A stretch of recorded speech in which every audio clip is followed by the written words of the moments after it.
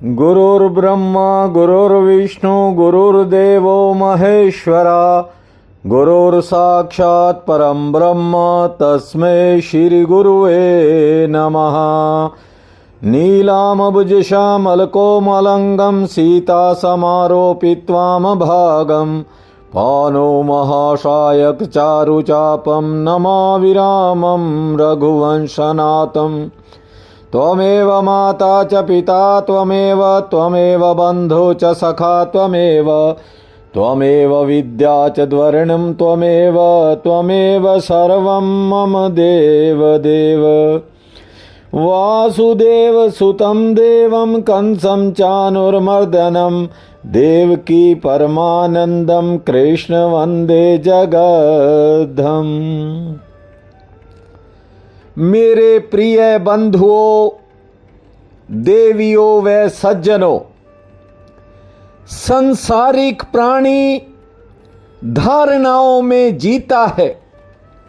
सबकी अपनी अलग धारणा होती है।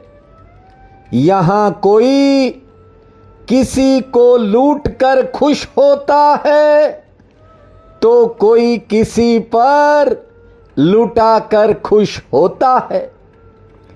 सच्चाई ये है कि ये सारा जगत धारणाओं का ही खेल है। कहने का मतलब मानने का खेल है। मानो तो मैं गंगा मां हूं, ना मानो तो बहता पानी। देखिए, सभी संबंध, धन संपत्ति, सोना चांदी, हीरे जवाहरात, सब मनुष्य के मन की धारणा है। जिनका मन राग और रंग से ऊपर उठ जाता है, वे राजा परीक्षित की तरह एक क्षण में फैसला लेकर सब कुछ त्याग देते हैं। और दूसरी महत्वपूर्ण बात यह भी है कि राजा परीक्षित को मृत्यु का बोध हो गया था। वे जान चुके थे कि जीवन के 7 ही दिन बाकी हैं, लेकिन मुक्ति की इच्छा अभी भी राजा परीक्षित में बनी हुई थी। इसीलिए उन्होंने भरी सभा में, जहां ऋषि मुनि संत महात्मा थे, साफ कह दिया कि जो मुझे मुक्ति का मार्ग बताएगा उसे मैं अपना गुरु मान लूंगा। देखिए, ये जो मोह माया है, ये इतनी आसानी से नहीं छूटती। पहले कल मैंने आपको बताया था कि भजन का उपदेश करने वाले, वेद पुराणों की रचना करने वाले महर्षि वेद व्यास जी का मन 1 मिनट में मोह में फंस गया। अपने जवान पुत्र के पीछे वन में दौड़ पड़े। जानते हो, ये वेद व्यास जी हिमालय में बसे बद्रीनाथ से 12 किलोमीटर ऊपर गहरे बर्फीले पहाड़ों में बैठकर भजन करते हैं। लेकिन जब ममता जागी तो अपने जवान पुत्र के पीछे दौड़ पड़े। मैंने बहुत बड़े बड़े संत महात्माओं में छिपी हुई मोह की लालसा को बड़े करीब से देखा है। देखिए, हम सब तो गृहस्थी है, घर परिवार है। कई बार ऐसे हालात बन जाते हैं कि मन कहता है सब कुछ छोड़ देना चाहिए, त्याग देना चाहिए, लेकिन छोड़ना बड़ा कठिन होता है। छूटता तो उससे है जिस पर सच्चिदानंद की कृपा होती है। मेरी एक बड़ी बहन है, करीब 3 साल मेरे से बड़ी है। रिटायरमेंट के बाद लगातार तीर्थ यात्राएं कर रही है। अध्यात्म में भी उसकी गहरी अच्छी खासी रुचि है। जप व्रत खूब करती है। अपने आप को वानप्रस्थी कहती नहीं थकती, लेकिन यदि कुछ छोड़ने की बात आ जाए तो थोड़ा और कसकर पकड़ लेती है। इसलिए कहता हूं कि त्याग करना इतना आसान नहीं है। इसलिए तो हर कोई फंसा हुआ है। राजा परीक्षित ने एक पल में सब कुछ छोड़ दिया था। यही बड़ा कारण था कि उस समय के तमाम ऋषि मुनि भी राजा परीक्षित के दर्शन करने गंगा नदी के तट पर पहुंचे थे। त्याग की अर्थात छोड़ने की भी अपनी एक महिमा है। जब राजा परीक्षित ने हजारों ऋषि मुनियों की सभा में ये बात कही कि जो मुझे मुक्ति दिलाएगा मैं उसे अपना गुरु मान लूंगा। जानते हो, किसी एक भी ऋषि ने उनके चैलेंज को स्वीकार नहीं किया। सैकड़ों जन्मों के त्याग और हजारों जन्मों की तपस्या के बाद भी यदि मुक्ति मिल जाए तो उसे सस्ती समझना चाहिए, क्योंकि मुक्त तो कोई तब होता है जब उसकी मुक्ति पाने की इच्छा भी मर जाती है। अब गंगा नदी के तट पर संत समागम प्रारंभ है और ज्ञान के चंद्रमा भगवान शुकदेव जी भी वहां विराजमान हैं। श्रीमद् भागवत कथा अपने प्रथम चरण में प्रवेश करने जा रही है। इसलिए अपने मन में शांत भाव से इस पावन कथा का श्रवण करें और 2 मिनट के लिए भगवान का संकीर्तन करें। गोविंद मेरो है, गोपाल मेरो है, गोविंद मेरो है, गोपाल मेरो है। भजो गोविंद मेरो है, गोपाल मेरो है, गोविंद मेरो है, गोपाल मेरो है। अरे बांके बिहारी नंदलाल मेरो है। भजो गोविंद मेरो है, गोपाल मेरो है, गोविंद मेरो है, गोपाल मेरो है। आपको बता दूं, जब राजा ने ये कहा कि मुझे मुक्ति दिलाने वाले को मैं अपना गुरु मान लूंगा, तब शुकदेव जी उठे हैं और उस आसन पर जाकर बैठ गए जो राजा परीक्षित ने विशेष रूप से तैयार करवाया था और उनके विराजमान होते ही समस्त ऋषियों ने उनका स्वागत किया है, अभिनंदन किया है। और फिर राजा परीक्षित ने संतुष्ट विधि के अनुसार भगवान शुकदेव जी का पूजन किया है और श्रीमद् भागवत कथा प्रारंभ होने की तरफ बढ़ रही है। कथा प्रारंभ करने से पहले शुकदेव जी ने बड़ी घोषणा की थी कि 7 दिन में राजा परीक्षित पूर्ण भाव से कथा को सुनना, तुम सीधे वैकुंठ लोक को जाओगे। दुनिया की कोई ताकत तुम्हें रोक नहीं पाएगी।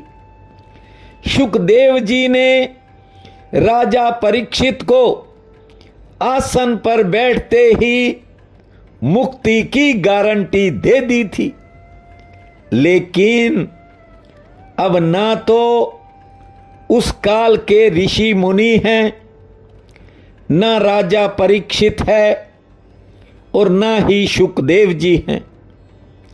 हम सब संसारी हैं। फिर भी आज एक बात कह रहा हूं, जो निरंतर भाव से, निस्वार्थ भाव से इस कथा को सुनेगा, उसके जीवन में बड़ा बदलाव होगा। दैहिक, दैविक और भौतिक कष्टों से छुटकारा मिलेगा। भीतर का खालीपन देखना आप भरता ही चला जाएगा। आज के बाद बस ये समझना कि ये कथा आपके ही आंगन में हो रही है। मन में किसी दूसरे ख्याल को मत घुसने देना। ध्यान दीजिए, एक समय नौमिषारण्य तीर्थ में शौनक आदि ऋषि 1000 वर्ष का यज्ञ कर रहे थे।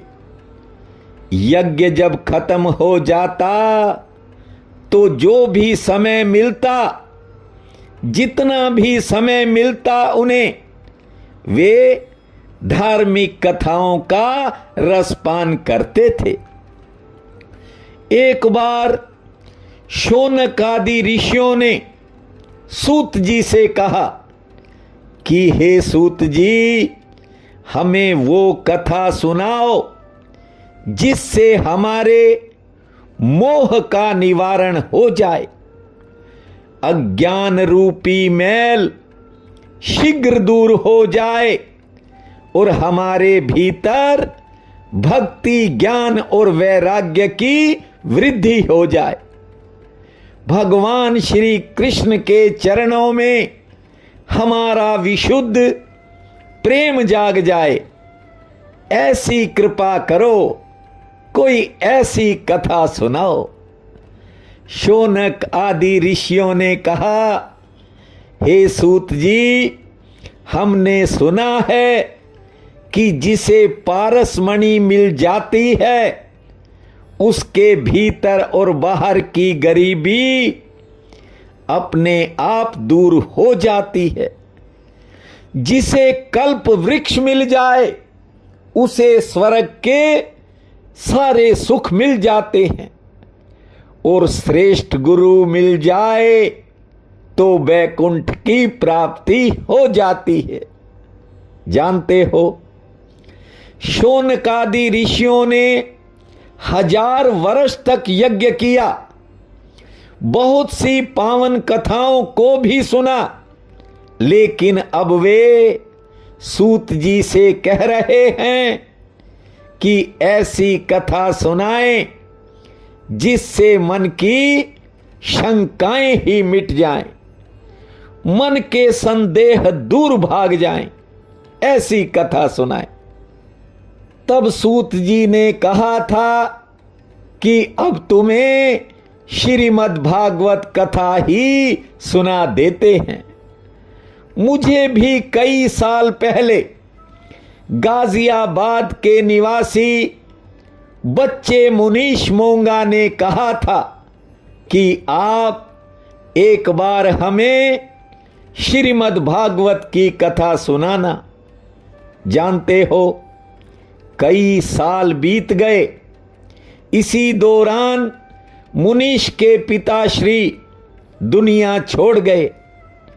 ऐसा नहीं है कि मैं भूला था, लेकिन भूमा का हुक्म नहीं था।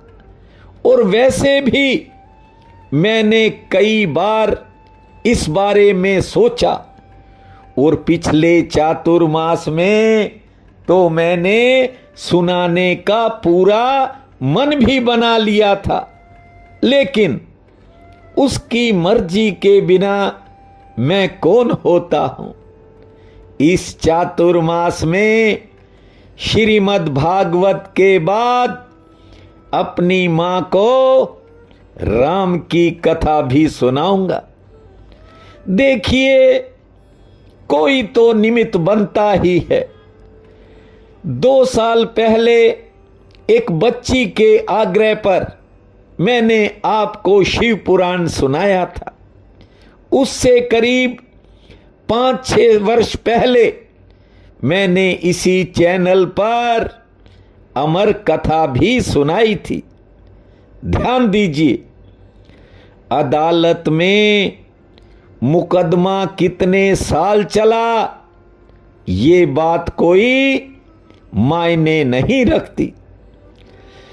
मायने तो केवल परिणाम के होते हैं, फैसले के होते हैं। परिणाम ही महत्वपूर्ण होता है। मेरे कहने का मतलब ये है कि सार का महत्व है, और श्रीमद् भागवत कथा ये समस्त कथाओं का सार है। श्री कृष्ण गोविंद हरे मुरारी, हे नाथ नारायण वासुदेवा। श्री कृष्ण गोविंद हरे मुरारी, हे नाथ नारायण वासुदेवा। हे नाथ नारायण वासुदेवा, हे नाथ नारायण वासुदेवा। श्री कृष्ण गोविंद हरे मुरारी, हे नाथ नारायण वासुदेवा। देखिए, राजा परीक्षित और सांप तो केवल संकेत हैं। ध्यान दीजिए, राजा परीक्षित और सर्प ये तो केवल संकेत हैं। सच्चाई ये है कि काल हर प्राणी के सिर पर मंडराता रहता है। 7 ही तो दिन हैं।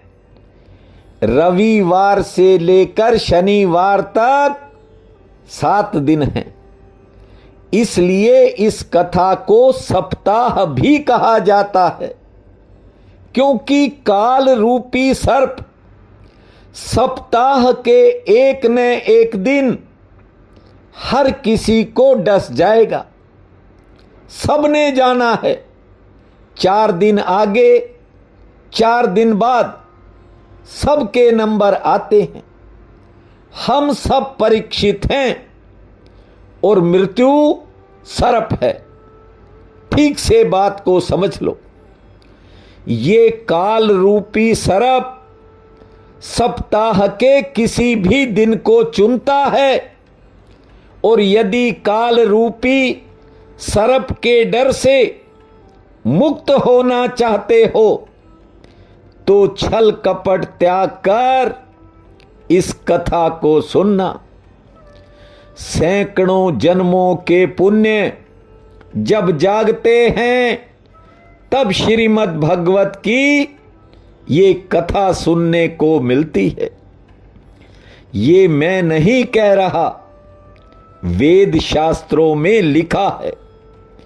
जन्मांतरे भवेत दुव्यम तदा भागवतम सहितम, जन्मांतरे भवेत पुण्यम तदा भागतम, जन्मांतरे भवेत पुण्यम तदा भागवतम सहते।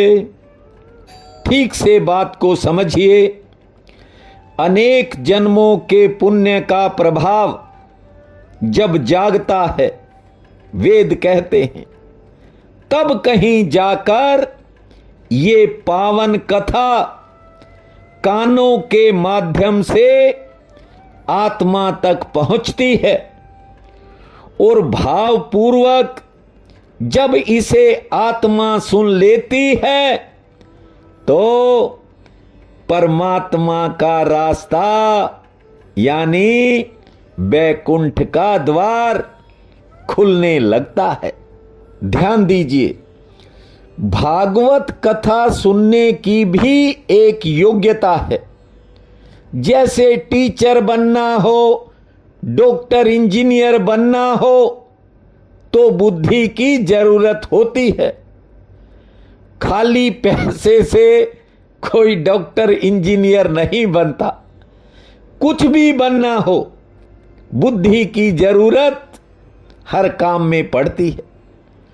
मुक्त तो हर कोई होना चाहता है, किंतु मुक्त होने की योग्यता भी तो चाहिए। जब सुखदेव जी राजा परीक्षित को कथा सुनाने वाले थे, अचानक देवता अमृत का कलश लेकर गंगा नदी के तट पर पहुंच गए। गहराई से समझे बात क्या है। देखिए, अभी तो सुखदेव जी ने कथा प्रारंभ भी नहीं की थी कि देवता अमृत का कलश लेकर आ गए। सभी देवताओं ने सुखदेव जी को प्रणाम किया। सुखदेव जी ने देवताओं से पूछा, कहिए कैसे यहां पधारे। तब देवताओं ने कहा कि हम अमृत कलश लेकर आए हैं, इसे राजा परीक्षित को पिला दीजिए। इन्हें सर्प का भय नहीं रहेगा, क्योंकि इसे पीकर ये अमर हो जाएंगे। फिर सुखदेव जी ने देवताओं से पूछा कि आप अमृत के बदले में बताओ क्या लोगे। तो देवताओं ने कहा कि बदले में हमें भी श्रीमद् भागवत की कथा सुना देना। गोविंद मेरो है, गोपाल मेरो है, गोविंद मेरो है, गोपाल मेरो है, भजो गोविंद मेरो है, गोपाल मेरो है, गोविंद मेरो है, गोपाल मेरो है। अरे बांके बिहारी नंदलाल मेरो है, भजो गोविंद मेरो है, गोपाल मेरो है, गोविंद मेरो है, गोपाल मेरो है। देवताओं की बात सुनकर सुखदेव जी ने राजा परीक्षित की तरफ देखा और कहा कि लो ये अमृत पी लो, अमर हो जाओगे। जानते हो राजा परीक्षित ने क्या उत्तर दिया? उन्होंने कहा, हे महाज्ञानी, मैं अमृत तो जरूर पीना चाहता हूं, लेकिन ये जो देवता लाए हैं ये नहीं। आपके मुख से निकलने वाली श्रीमद् भागवत का अमृत पीना चाहता हूं। एक और बड़ी बात राजा परीक्षित ने कही। वे बोले, अमृत पीने से तो केवल एक आदमी अमर होता है, लेकिन भागवत कथा सुनने वाले की कई पीढ़ियां अमर हो जाती हैं। पूरा परिवार ही बैकुंठ चला जाता है। लेकिन यहां लोगों के पास समय नहीं है। 24 घंटे न जाने कितने घंटे बेकार की बातों में लगा देते हैं।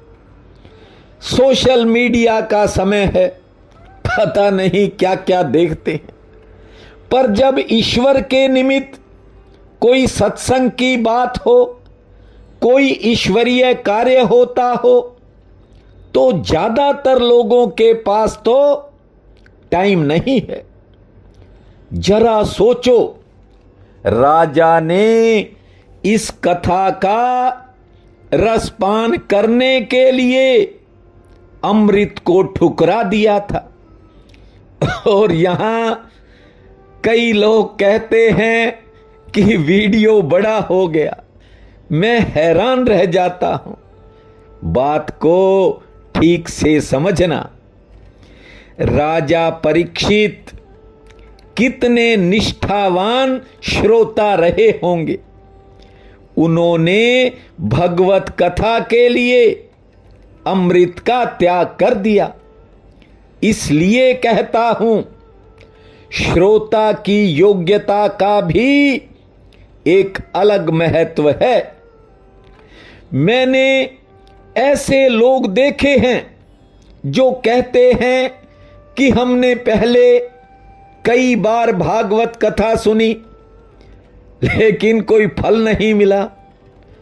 मैं उनसे कहता हूं, आपका ध्यान कथा को सुनने की बजाय अपने फल को पाने पर लगा रहा होगा। कथा आपने सुनी ही नहीं होगी। वे महात्मा जिन्होंने निज धर्म के सूत्र सुनाए थे, वे कहते थे कि परमात्मा को पाने के लिए श्रीमद् भागवत कथा को सुनने के लिए बड़ा हृदय चाहिए, वक्ता का भी और श्रोता का भी। जहां सुखदेव जी जैसा वक्ता और परीक्षित जैसा श्रोता हो जाता है, वहां तो स्वयं देवता कथा सुनने आते हैं। जानते हो, जब राजा परीक्षित ने अमृत ठुकरा दिया, उस समय सुखदेव जी मन ही मन बड़े खुश हुए। उन्होंने सोचा कि अब मुझे परीक्षित जैसा निष्ठावान श्रोता मिल गया है और लगता है कि अब सबका कल्याण हो जाएगा। जानते हो, इस कथा से राजा परीक्षित को मुक्ति मिली तो सब लोग हैरानी में पड़ गए। एक जायज सी बात थी। आम व्यक्ति किसी भी चमत्कार को देखकर हैरान हो जाता है, लेकिन स्वयं ब्रह्मा जी भी हैरान हो गए थे कि राजा परीक्षित कैसे बैकुंठ चले गए। ब्रह्मा जी ने मन में सोचा कि इस राजा ने कोई बड़ा तप नहीं किया, कोई बड़ा यज्ञ नहीं किया, कोई बड़ा दान नहीं किया, केवल भागवत कथा सुनने से उद्धार हो गया। स्वयं ब्रह्मा जी के मन में तरह तरह के संदेह पैदा हो गए थे। हम सब तो साधारण प्राणी हैं। जानते हो, ब्रह्मा जी ने एक तराजू मंगवाई, एक पलड़े में दुनिया के सभी व्रतों, जपों, नियमों, यज्ञों, दान, पुण्य, पूजा पाठ सब का फल एक पलड़े में रख दिया और दूसरे पलड़े में श्रीमद् भागवत कथा के पुण्य का फल रख दिया। जब ब्रह्मा जी ने तराजू उठाया तो श्रीमद् भागवत का पलड़ा भारी था। तब ब्रह्मा जी को ज्ञान हो गया कि श्रीमद् भागवत भगवान श्री कृष्ण का ही स्वरूप है और फिर ब्रह्मा जी ने भागवत की पूजा की और प्रणाम किया। श्री कृष्ण गोविंद हरे मुरारी, हे नाथ नारायण वासुदेवा। श्री कृष्ण गोविंद हरे मुरारी, हे नाथ नारायण वासुदेवा। हे नाथ नारायण वासुदेवा, हे नाथ नारायण वासुदेवा। श्री कृष्ण गोविंद हरे मुरारी, हे नाथ नारायण वासुदेवा। परीक्षित के सुनने के बाद श्रीमद् भागवत का प्रचार इस संसार में कैसे हुआ, इस कथा के महात्म के रूप में आपको सुना रहा हूं। एक बार देव ऋषि नारद स्वर्ग से इस पृथ्वी पर आए। उन्होंने देखा कि हर घर में किसी न किसी बात को लेकर कलह कलेश चल रहा है।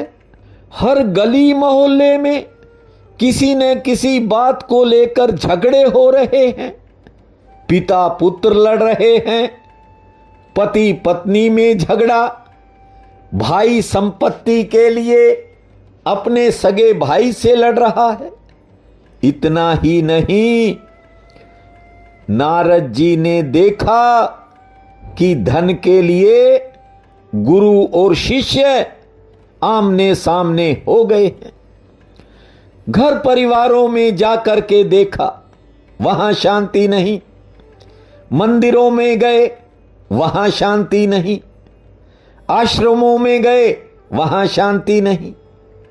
नारद जी ने सोचा कि ये भारत की पावन धरती, यहां तो धैर्य और संयम सबसे अधिक पाया जाता है। यहां तो परम शांति होनी चाहिए थी, लेकिन उल्टा काम। हर कोई किसी न किसी कारण उदास है, अशांत है, बेचैन है। जब नारद जी ने ध्यान लगाया तो उन्हें ज्ञान हो गया कि अब कलयुग का प्रवेश हो गया है। पाप और दुराचार का बोलबाला होने लगा है। देखिए, पाप ही अशांति के रूप में वापिस लौटता है। जैसे अग्नि में जब हवन यज्ञ होता है तो धुआं ही धुआं उठता है। आपने देखा होगा, जानते हो। ये धुआं ही बादल बनता है और फिर पृथ्वी पर बरस जाता है। जब हम किसी भी कांटेदार बीज को बोएंगे तो कांटे भले ही बीज में नजर न आए, लेकिन जब बीज वृक्ष बनेगा तो उसमें कांटे पहले निकलेंगे। वैसे ही जब कोई पाप करता है तो उसे फल दिखाई नहीं पड़ता, लेकिन फल वापिस जरूर लौटता है। तब इंसान अशांति और बेचैनी महसूस करता है। नारद जी ने तीर्थों पर भी जाकर देखा, वहां भी शांति नहीं थी। बस लोग यूं ही अपने मन को संतुष्ट करने में लगे थे। जानते हो, नारद जी एक बार तो घबरा ही गए।